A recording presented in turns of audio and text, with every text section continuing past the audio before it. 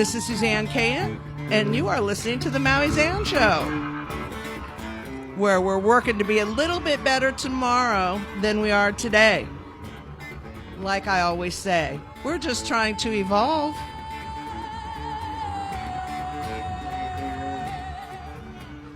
Today on the MauiZan Show, my daughter Zofia, my announcer Mike, and I are joined by some very special guests. I have wanted these people on the show since the day the show was conceived. The first guest I'd like to introduce is Safan Kahale. Safan sits on the board of directors of Maui Pride. She's a software engineer at University of Hawaii Institute for Astronomy, and she studied physical chemistry at University of Wisconsin-Madison. And she is a male to female transgender adult. And she's running a little bit late, so welcome, Safan. I hope you're listening in the car. And we're looking forward to her swooping in the studio at any time. I really admire Safan for her willingness to share her personal story with me and for her honesty in light of my often awkward questions. When I first met Safan, she came to a Maui Pride Board of Directors meeting. And after a few meetings one day, after about 3 or 4 weeks, we started chatting. And she was very gracious in letting me ask awkward questions, and I really admire her for her honesty in light of those often awkward questions. Michael, welcome. I think I'm going to have you sit over here when Safan comes, and she will sit there. So another thing I admire Safan for immensely is the support and love she has shown our second guest, Jaysen. Jaysen, welcome. How do you pronounce your last name, sweetheart? My last name is Juro. Juro. Like Al Jarreau, only spelled differently, yes? I think so. Yeah. I don't know who that is. Okay. Well, we're gonna have to turn you on. He's a jazz musician, and we also, Kristen, are you there? Kirsten? Yes, I am. Okay, let's see. Let's see which mic you have. We're doing testing here. Sophia's like, what? Okay. Okay, I think we'll be good here.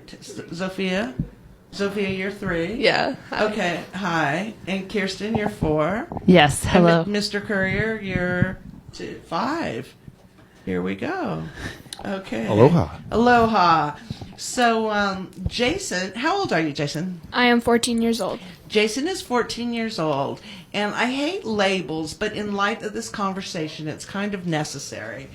Jaysen is a female-to-male transgender teenager from Wailuku, right? Sure. Is that appropriate? And I met Jaysen and his mother, Kirsten. It's Kirsten, not Kristen, right? That's right. Kirsten. I met Jaysen and Kirsten just about 6 months ago. And at the time, Jaysen... Now, I'm getting some echo. Is this... Bring your mic up a little bit. Bring my mic up a little bit? There you go. Take ours down, maybe just slightly. There you go. Here, we'll bring yours down a little bit. There we go. There we go. Yeah, that sounds good. So, very good. So, that's why I have you here. And if you need more volume in your headset... Yeah, let's just... Let's see. Oh, his headset's not working? Yeah, we'll just plug it in over here. Okay. We have control over it. Oh, there we go. So anyway, when I met Jaysen, he was a shy teen who was just struggling to find his authentic self. And today, Jaysen, like all of us, whether we're teenagers or adults, I'm sure you still face struggles every day. But during the last couple of weeks following the Orlando shootings, Jaysen, I think I can say this honestly and genuinely, has become the face of transgender youth here on the island. And he shared a poem that he wrote at Maui Pride's vigil for the Orlando victims. He was the subject of a Maui newspaper interview, and he appeared on the cover of the newspaper. His school did a video at the Oceanside Vigil last week. You were very prominent in the footage of the lei that we made for Orlando.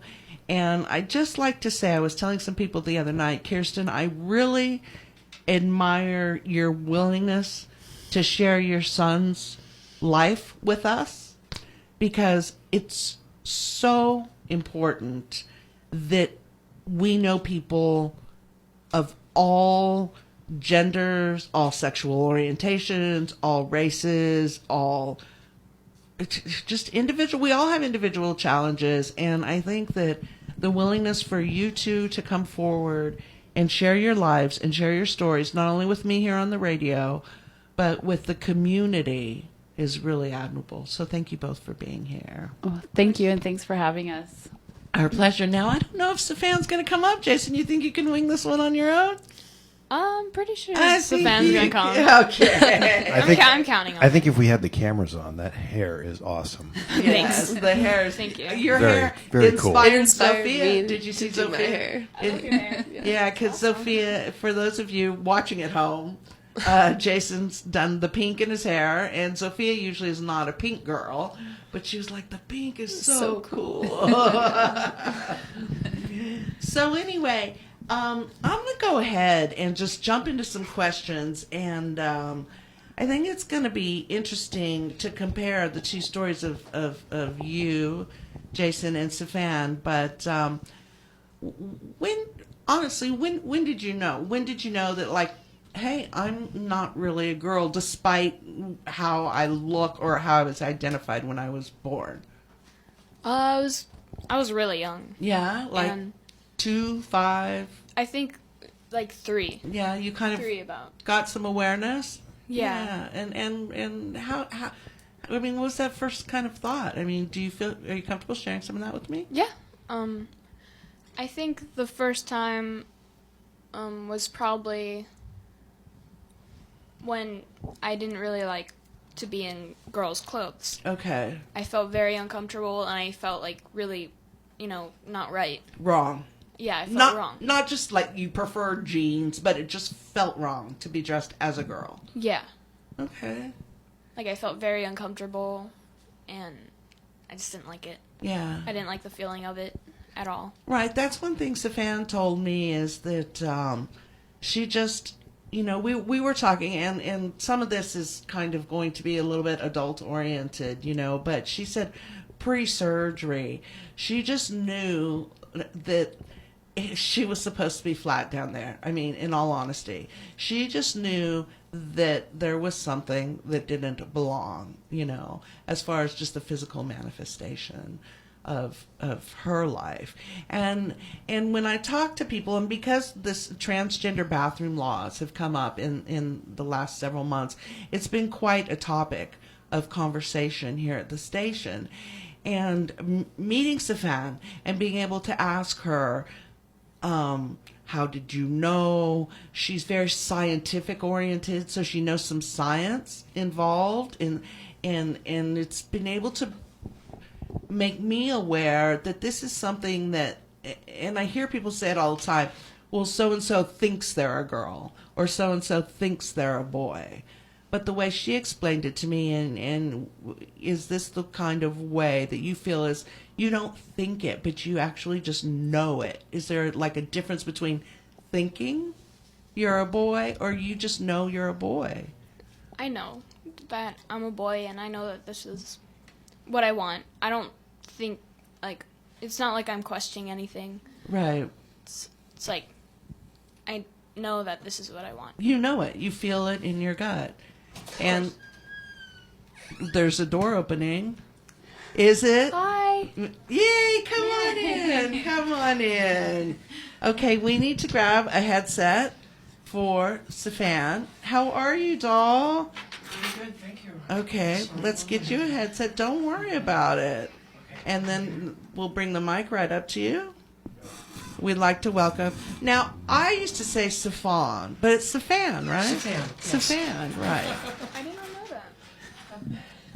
that. Okay.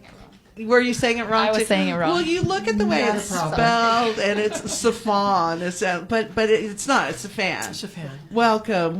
How are you today? Hurried, right?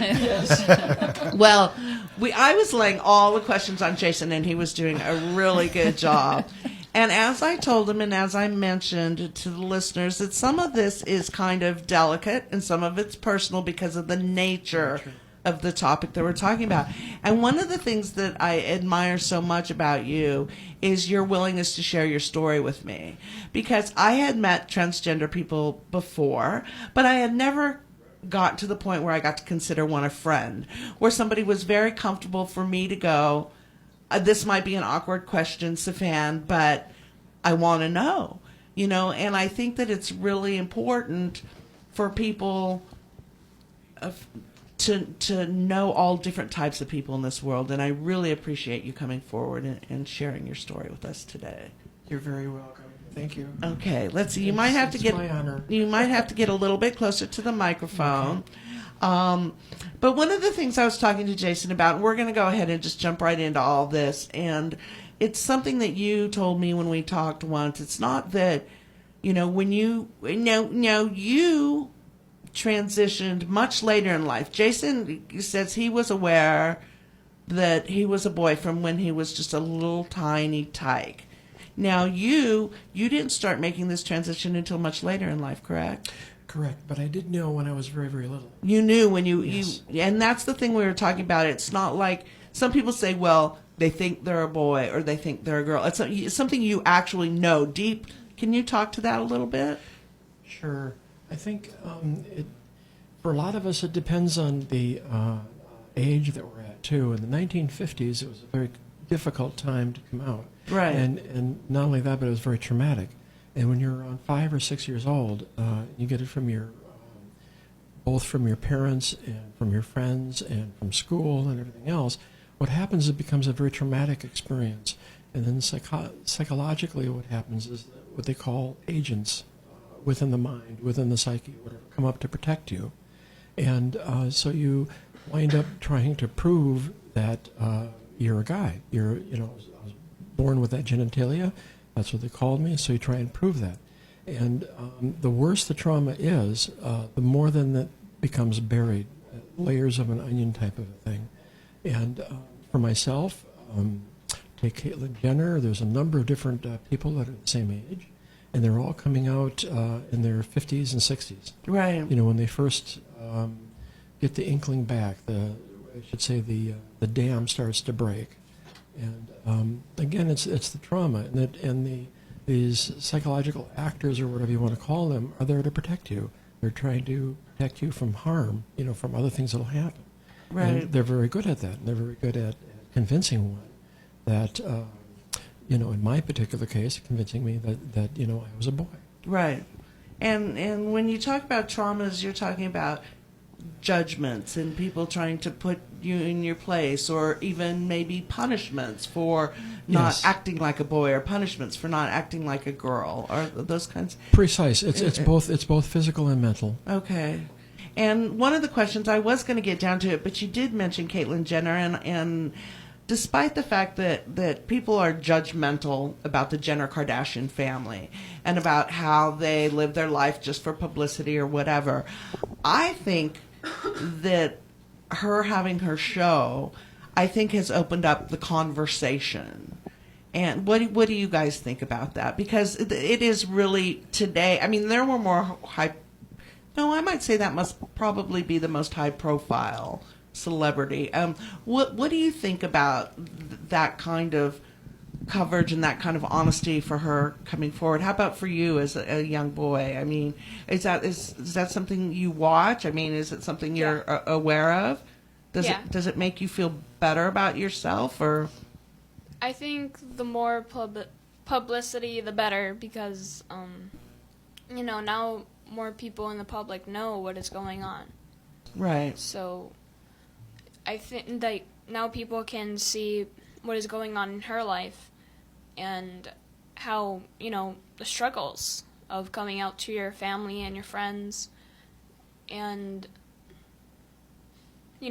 you can see how many people are against it and how many people are for it. And it really gives you a huge perspective on, what it's like.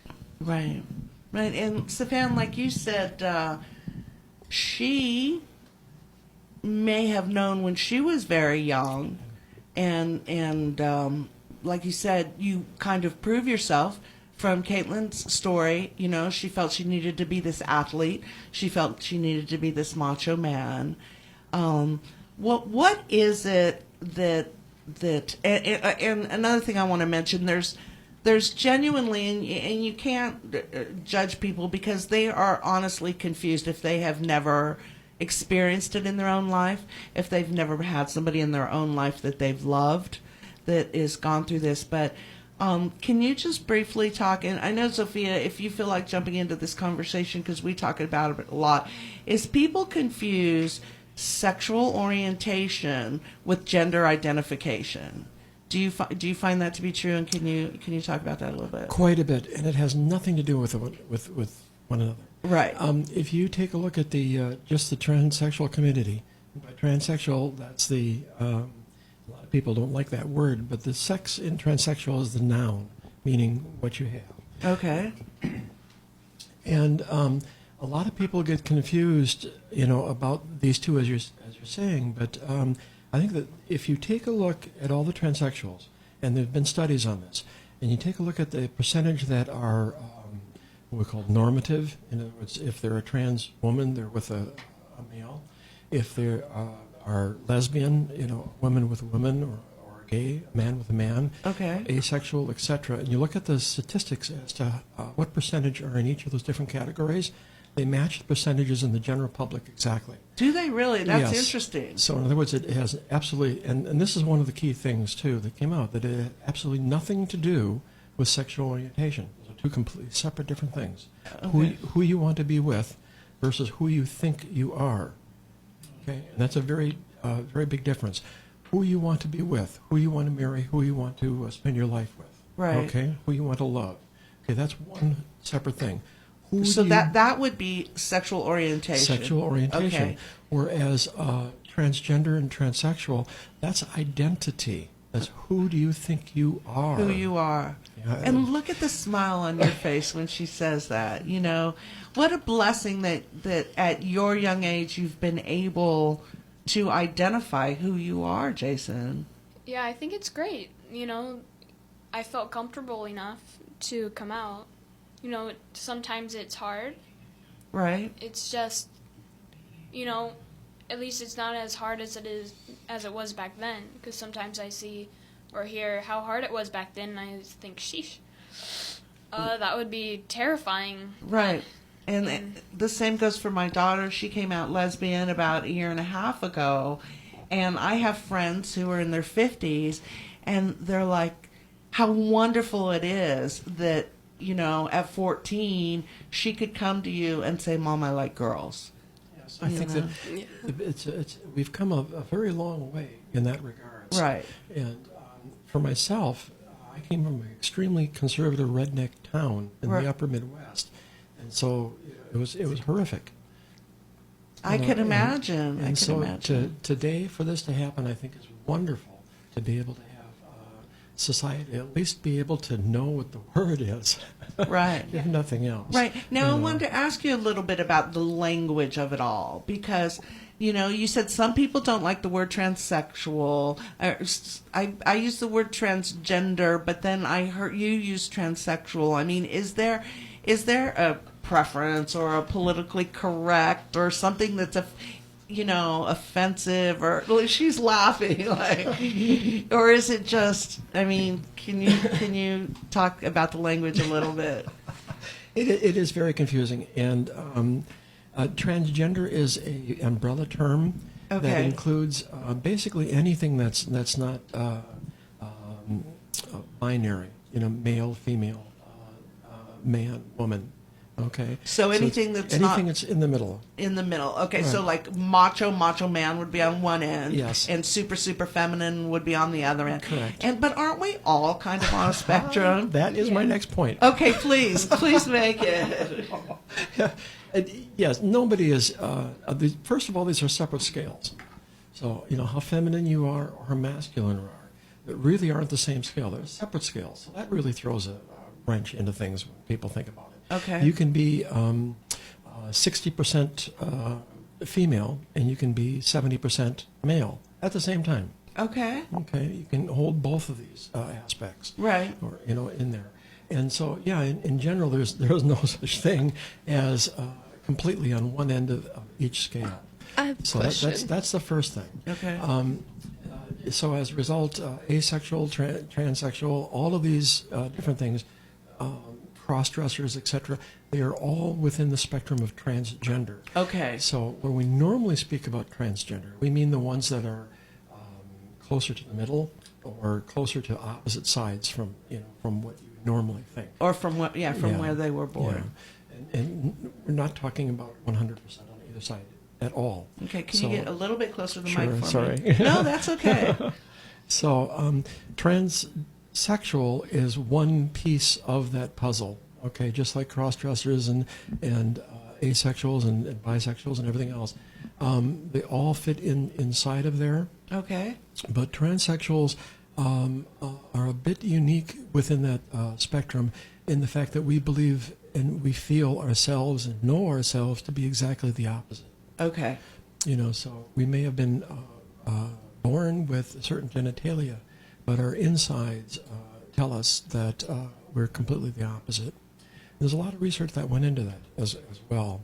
And probably the best way that I can explain it, paraphrase the research that was out there, is to think of, and they've located this in the hypothalamus, in the bottom piece of the hypothalamus.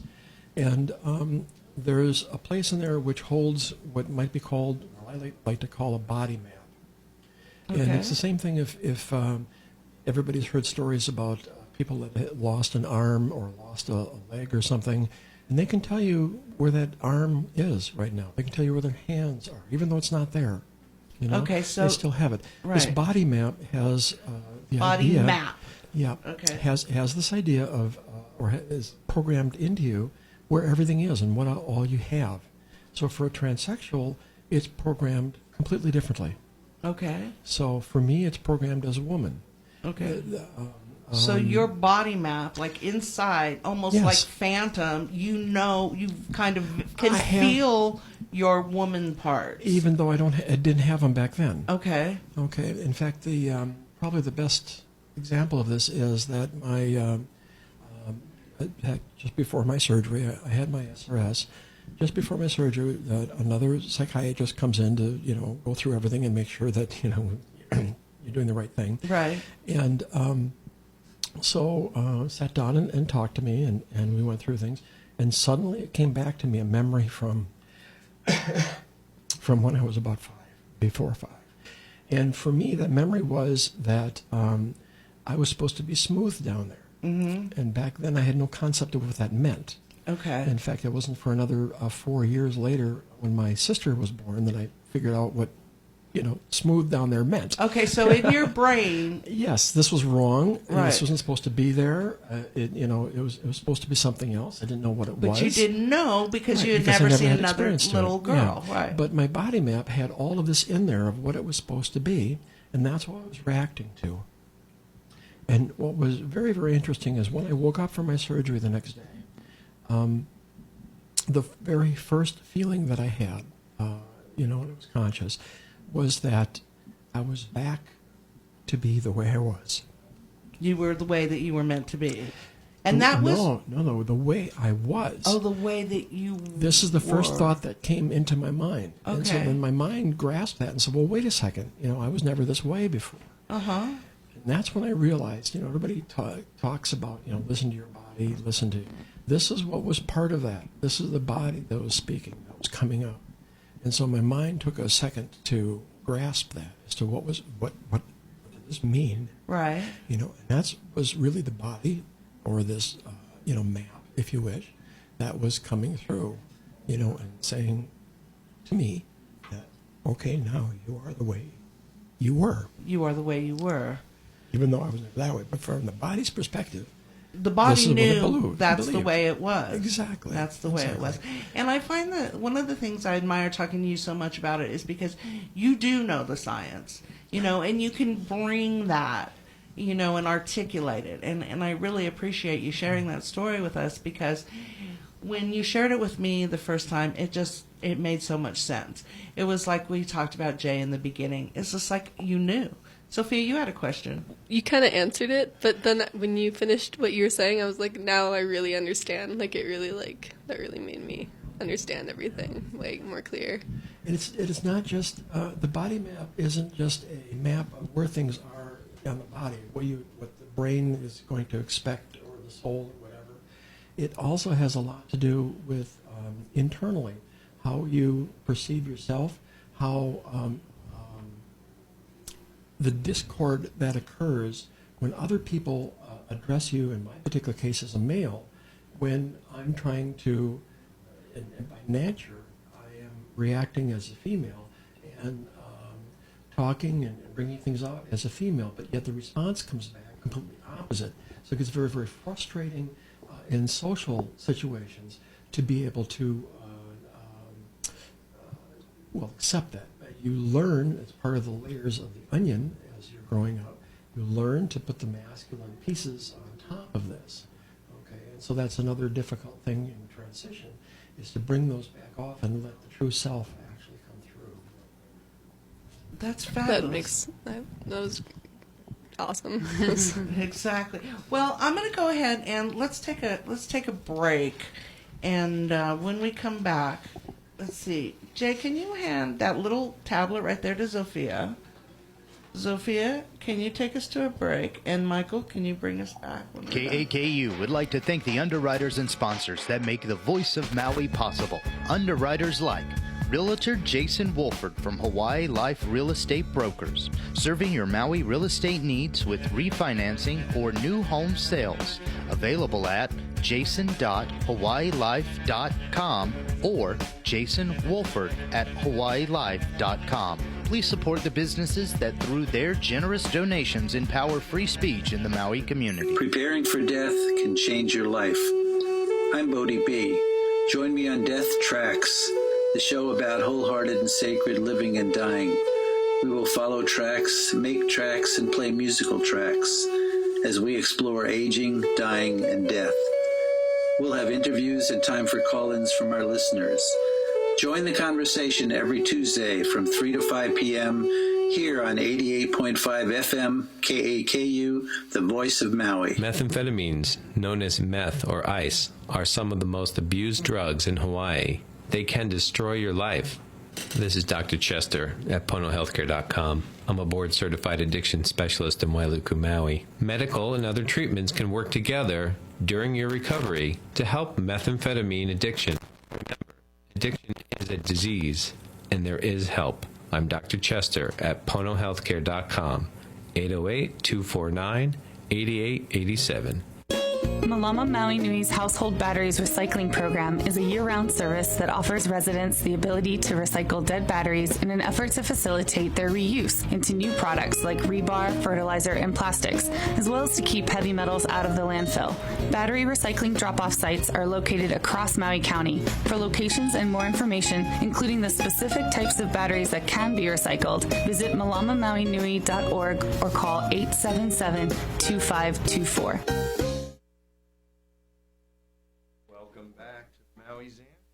Wait a minute, we lost your mic. Now do it. Welcome back to the MauiZan Show with your host, Suzanne Cahan. Thank you, and please bear with us as we do a little bit of mic adjusting here. Stefan's microphone was not working great. And can you try to talk into that one? Okay, how's this sounding? A little bit closer. Okay. You're going up on 5, not 6. That's my microphone. Number 6. Okay, and which one does she have now? Number 6. That's it. 5 and 6 are together. All right. Okay. I'm up. Now how about Stefan? How's this sound? No, you're not good enough yet. Okay. Let's see. Which mic is it? Look at us. Look at It's me. like the first time you ever done radio. Try number 2 again. Okay. Try number 2 again. Stefan, How's this sound? Is that... let's try Kirsten's mic. Okay, let's try that one. Okay. Testing. That's good. We'll turn that one down now. Okay, how does this sound? That one sounds awesome. Okay, great. And where's the music coming from? I have no idea. Don't mind us. We're just having one heck of a good time. We just haven't done radio before ever. Yeah, exactly. This is fun. That was what was that, Ziggy back there? Yeah, it was some Bob Marley Coming in came in. Now, when we went to the break, you started. Yeah, that's not. I don't know. That must have been a CD that started playing because it's not from my phone. Anyway, we were talking about you. We went into the break and you started talking a little bit about body dysmorphia. Dysphoria. I mean dysphoria. Okay. Can you? And you said that was something else you wanted to bring up. Can you go ahead and? Yeah, probably the hardest thing is not society but ourselves, and it's indirectly through society, but it has a lot to do with just us accepting who we are. We have a lot of the same misconceptions and things that society does at first. So when we're first starting a transition or coming to realize who we are, there's an awful lot of pushback. I talked about these actors, the psychological actors that are within us that are trying to protect us, that came from our youth or whatever. Right. Or any trauma is what brings these up. And so these are very powerful. And so at least for me, one of the hardest things in accepting is the fact that I was. So it was a huge battle to go through internally to be able to come around to figure out that, I actually am a woman, because there was so much denial going on because of the trauma. Okay. And as far as like you talk about, it's internal. So there's an internal struggle, and there's also a societal struggle with your friends. And one of the things that I wanted to talk about a little bit is you shared a post that your wife had written. That Lisa wrote, yes. That Lisa had written. Was this while you were going through your transition? And she honestly said that, and I'm paraphrasing it, but she had envisioned herself married to a man. Yes. So when the time came for you to transition, she genuinely had a little bit of a struggle with it. Yes. If you are already in a relationship or if you're married, it's a double transition. Two people have to transition. Right. And for her, she did a lot of soul searching to come through and figure this out. But it turns out that it was her mother. And she distrusted women because of trauma that she had when she was a youth. Right. And things that she went through. And so it was through introspection and therapy that she was able to come and see that it wasn't me that was the issue, but it was something within her own past that was presenting this. There are also, there's a lot of literature out there that you can read too. And one of the common things that happens, especially with couples, is that the other partner then has to look very deeply about, well, does this mean that I'm gay now? Okay. Does this mean that I'm lesbian? Right. And Lisa's answer to that is no, she was not. She's in love with a very beautiful, wonderful person, and she's not going to give that person up just because of some label. Right. So it goes back to the scales of femininity and masculinity, and the fact that nobody is at the top. Everybody's someplace in the middle. Right. And so when you look at that, and you look at, in fact, for her, looking at herself, says, no, this is who I am.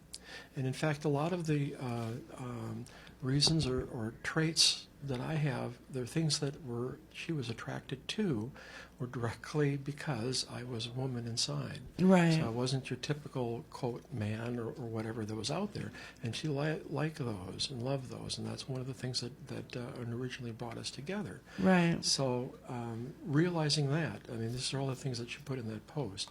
Realizing that, she came to the conclusion that either you walk away from this person or you love that person like you always have. And what difference does it make? Right. Because you love the person for the person. And you hear, and so that's now where a little bit of the gender identification and the sexual orientation kind of come into play. They come into play because I know when Zofia first came out, I considered myself a fairly open-minded person. But I did have a little bump in the road. And I talked to a girlfriend of mine. She said, Suzanne, and I think, Jay, I think you've mentioned this too, is that as parents, and Kirsten Z, you can hand her the mic, You know, we're not to the point yet when we have children that we think, oh, our child can be who he or she or they are going to be. I think it's still, as a society, we're still in the kind of place where if we have a little girl, we just kind of think of her in that way. And my girlfriend told me, Suzanne, no matter how accepting you are and how open you are, it's going to just take you a second to just picture her with another woman. To when you see her walking down the aisle, you don't see a man by her side, you see a woman by her side. She said it's just a little, it's just a readjustment, and she said don't be down on yourself because it did take you a second. You know, and Jay, I think you said something, I don't know if you said it to the newspaper or on the film, and maybe Kirsten, if you're comfortable with this, that, you know, you had a precious little girl and now you have a precious little boy. It's still the same precious being. Did it take a minute? And I apologize if this is sensitive, but I think it's important for people to hear. Yeah, it definitely was a struggle for me at first. And I think maybe I had the same experience or a similar experience that your wife had, because it's a transition for me as a parent. And yes, I had this baby girl, and I have other sons. This was my only girl, and it was really hard for me to wrap my head around what was happening. But of course, I love Jaysen, and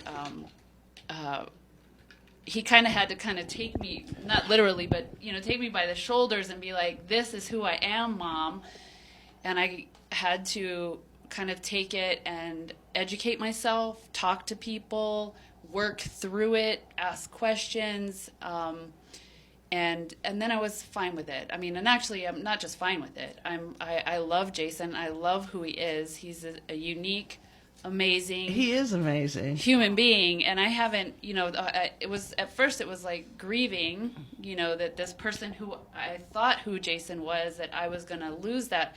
But I haven't really lost anything. I mean, actually, I've gained a whole lot because Jaysen is happy and healthy, and Jaysen was not happy or healthy for a long time, and I didn't know why. And Jaysen went through a whole lot of struggles, and I've said, I mean, when you're pregnant and you're going to have a child, you don't care what gender that child's going to be or the baby's going to be. All you care is that you have a healthy child, a happy child.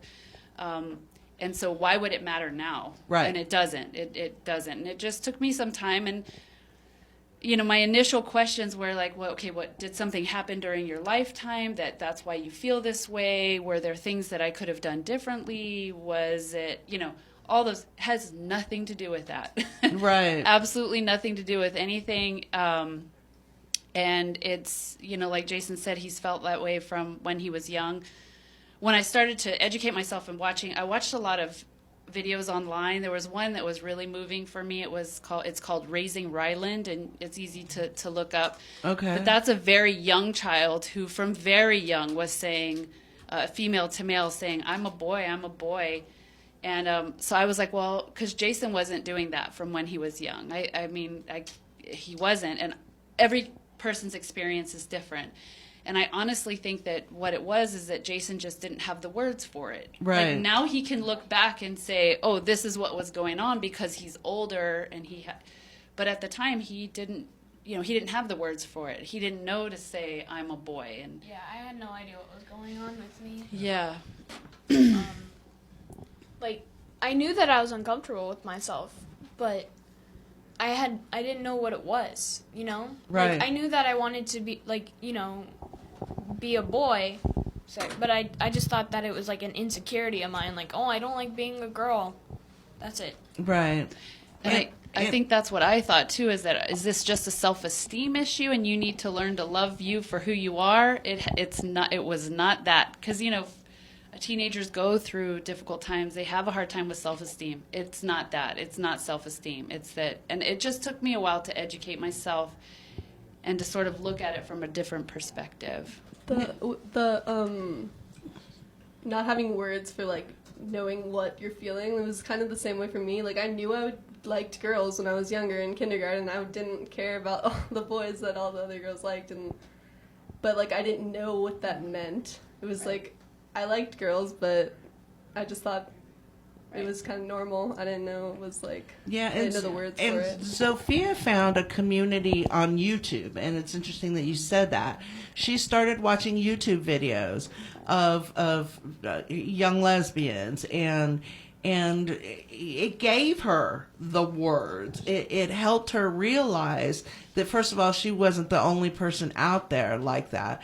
Jaysen, you're so young, and where did you find it? I mean, where were you able to come to? I know since meeting Pride and Safan and that, I want you to talk about that a little bit too. But prior to that, how did you come to it? But if you didn't have the words, did you read books? Did you talk to other people? Were there videos on YouTube?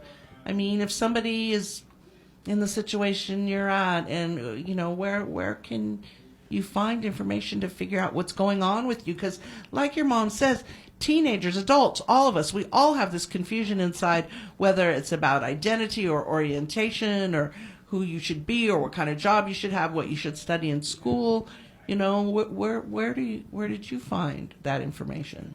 For me, it was my therapist that was saying. She told me, I think this is what's going on with you, and I had no idea what it was. Right. But then as soon as I went home and I started, looking it up, seeing all these other people, saying how they felt when they were really little, I was like, this is exactly me. Wow. This is so me. And then, then I started talking with her a little bit more about it, and she's like, I think that you need to come out to your parents. I was like, okay. And then that's when I started, that's when I cut my hair. Uh-huh. And I, and then, I was like, I didn't really want to, like, come out to my mom. So I kind of, like, went with it. And she was kind of uncomfortable at some points. But then, as soon as I, like, gave up just trying to wait for her to figure it out, that was when, yeah. And when it all started to fall into place. Yeah. Now, one of the things, and I don't want to bring everybody to tears here, but we were talking about at the Pride meeting the other day how, and for those of you who have seen my Facebook post, you came to the Orlando Vigil and you asked to read a poem.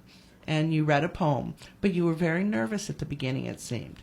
And Safan reached out and put her hand on your shoulder.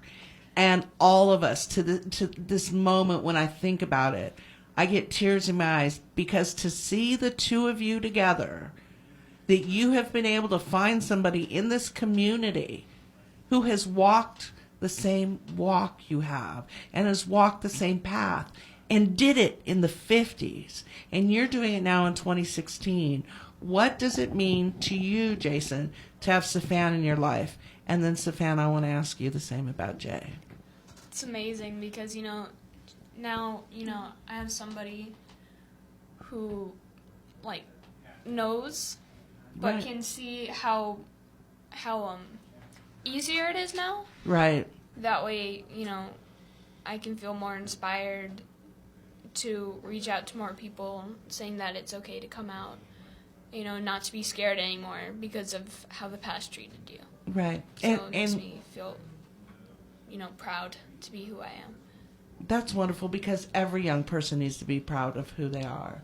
And Safan, I'm going to give you a minute to tell us what it means to have Jaysen in your life.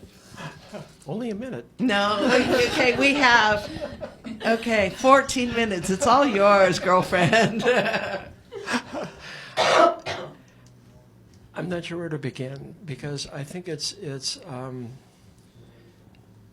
for myself, looking back at the journey that I went through and the difficulties and everything else, and other people that I know, and believe me, I have a smooth compared to a lot of people, that have multiple suicide attempts, deeply into drugs, everything else, anything to blank this out and to make it go away. Right. And so I think it's So very, very important to be able to give back and to be able to be there for other people that are coming through. To, number one, show them that, it's okay to be ourselves. Right. But number two, also that, you can make it. Right. You can come across, you can be there. And the world is changing, and we're coming with it. And there is a remarkable number of transsexual people that are in professions and work for the government in different positions and high positions, etc. So it's not just somebody that's not privileged or something. It's people that are in positions and everything else that have come through, that have made it, that have made something of their lives. Right. There is well, to go back to the indigenous peoples, almost all indigenous peoples around the world have different words for people that are transgender. Right. And in almost all of those different areas, those persons were revered. Usually they were the shamans, the medicine people, etc., because like the two-spirit. The two-spirit people, right. In the U.S. The point is that we see from both perspectives. It gives us a view of both genders and are able to bridge that gap. And it brings, we have the capability, whether we use it or not, but we have the capability to be able to understand and bring that understanding to help a lot of other people. Right. So you usually find us in places like psychology, like a number of judges and other people are trans as well that are out there, and also people in social areas where you need this kind of mixing, this kind of negotiating or whatever, this type of deep understanding, right. Of each that are going on. And I think we need to get back to that. I mean, not for Jay, not for me. Society needs to get back to that because we have, I think, a lot to offer. Right. And I think society has become unbalanced where there's such a strong masculine influence in government and in politics.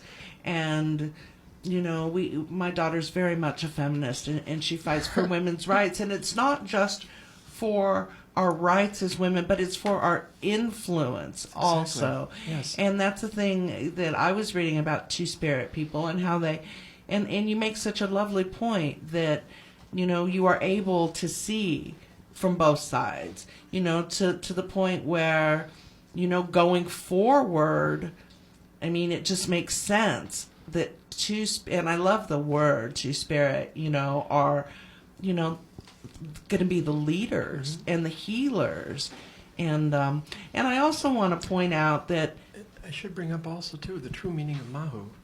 Right, please do in the Hawaiian culture. The Hawaiian culture, those were the healers. Those were the psychiatrists of the time, if you wish. Right, right, the Mahu, and you bring up a really good point, and it's and this brings us all back to the Orlando thing too. It's not just about acceptance. This is life and death for kids. The suicide rate amongst gay and transgender kids is much higher than any other population. And like I said, we all have struggles. We all fight depression for different things. But go ahead. It's a double whammy because again, it's within ourselves. Okay, and we have this struggle, this dysphoria that's going on within ourselves. And then we have this from society as well, more or less reinforcing that. Right. Right, so it is a double whammy. So you've got it going on in yourself, yes. And then you've got the societal influence too. I could talk with you guys.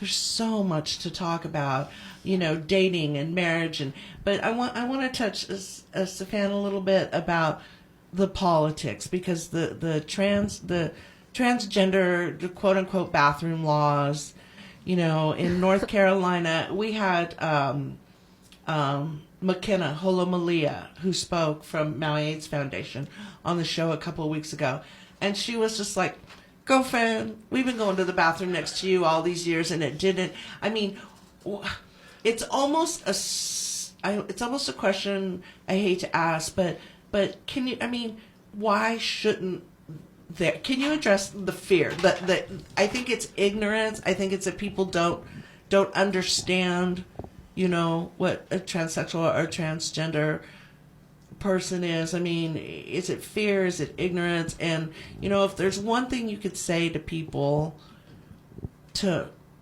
kind of get them past this hate that is so deep in some of these countries. I mean, states, countries also. What would you say? And talk closer to the mic, if you would. Thank you so much, so we can hear you. Sure. Okay. Okay. Part of transition, part of the WPATH requirements for transition to go through surgery, et cetera, you have to, what's called the RLE, the real life experience. You have to live as the gender that you're going to be transitioning into, which means 100% all the time being a woman. That is a very, very difficult thing and probably a very unfair thing, because at that point in history, in your own life, you haven't been on hormones, you haven't changed, you still look very, the gender that you were born in. And then to be able to have to go out like that means using the bathroom of the gender that you're going into, that you feel that you're part of. So you can imagine how very scared and very traumatic that is. For the first time you go into a women's room. Not just the first time. Every time? Yeah, almost. I mean, not now anymore, but I mean, right. Quite a bit. And so a transgender person is not going to be any threat. If anything, they're feeling under a huge threat, being in there, and they just want to get in and get out. Right.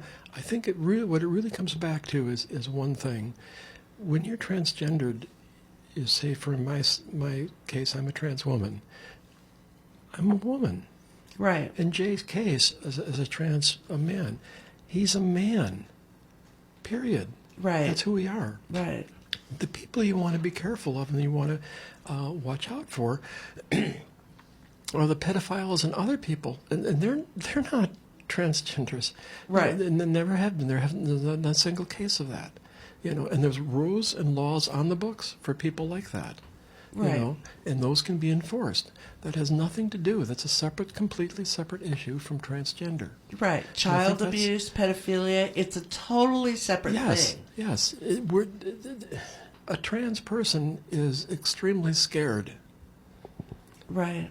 We're very timid, very scared. We just, we need to go. Yeah. And all we want to do is get out of there as fast as we possibly can. Right. We don't want anything to do in there. Right.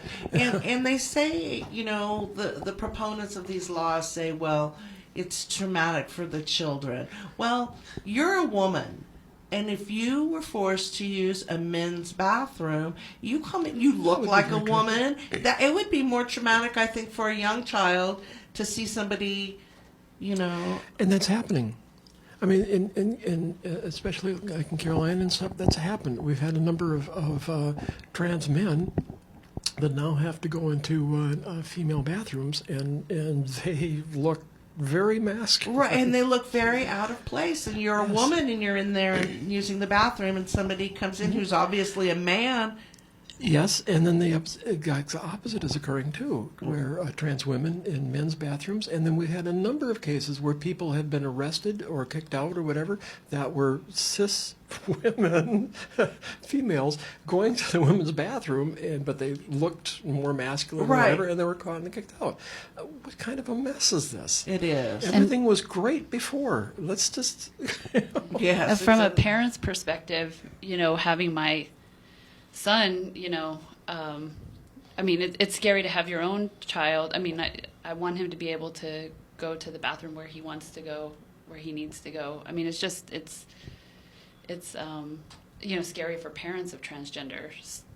I can imagine, because, I mean, even we were talking about the other day, if you're, a father with a daughter or a mother with a son, and your child gets to the age where they don't want to go into the opposite gender bathroom, and you're just like, okay, well, you have to let your kid go a little bit.